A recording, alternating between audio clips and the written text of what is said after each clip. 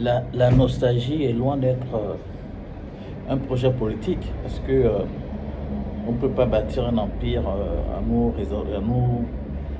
reposant exclusivement sur la nostalgie. Ben, nous allons aujourd'hui légèrement aborder la question des fondamentaux. Vous savez, la domination, la force, la violence sont des attributs qui appartiennent essentiellement à l'État. Il est aussi important que nous fassions très rapidement aussi la différence qui existe entre certains courants pour pouvoir faire asseoir d'une manière concrète ce concept qui n'est autre que l'émergence gouvernementale.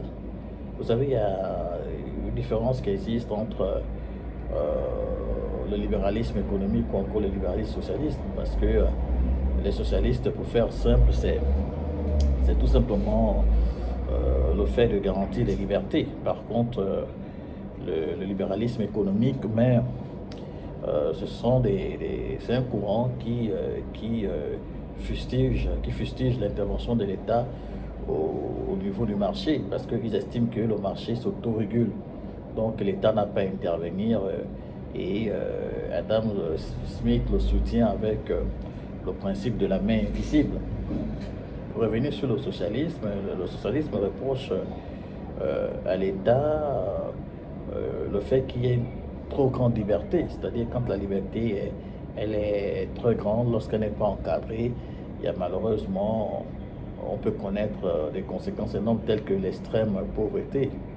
Et l'extrême pauvreté va amener comme ça une société où il y a des inégalités très significatives. Et voici l'une des choses que le socialisme reproche à l'État. Ils veulent que l'État puisse peu ou moins avoir, une certaine équité, c'est-à-dire que l'État doit octroyer à toute personne la possibilité d'être bien formée, c'est-à-dire bien éduquée, la possibilité d'être soignée, la possibilité d'avoir un travail décent.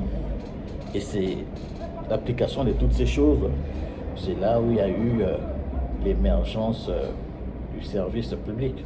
Dans un avenir plus proche, nous rentrons encore en profondeur